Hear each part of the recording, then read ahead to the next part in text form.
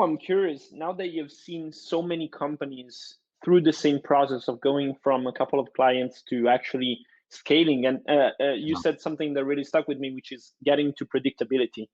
I'm Yeah. curious about what is the playbook there? How does it work? How do you go from here being small, 10 clients, not organized, to being huge and being able to triple your revenue every year?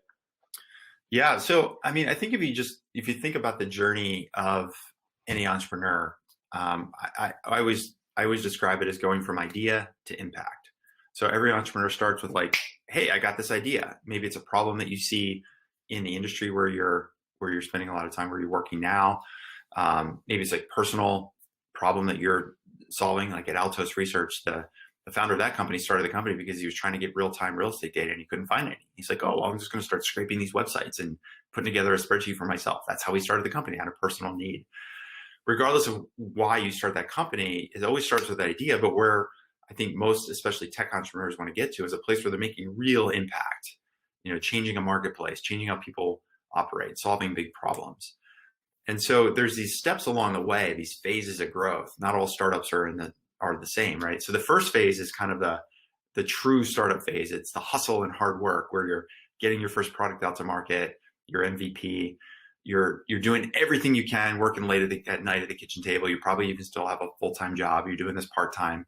You're leveraging network, leveraging friends, doing anything you can to get those first 10 or so customers. You just want to prove, like, I found a problem and I built a product.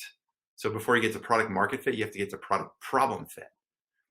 And that's where I think a lot of passion and enthusiasm in finding those first few customers is actually something that most founders, it's almost like it's a rite of passage. Like if you're not willing to go and do that hustle and hard work, you just can't be an entrepreneur, regardless if you're on sales, right?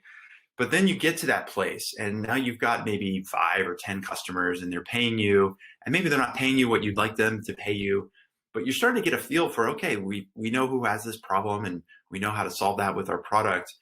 And now the next trick is to get out of the hustle phase. And oftentimes we talk about hustle as being this badge of honor with an entrepreneur. And yes, it's important, but there's also a place where you have to figure out where to grow out of hustle.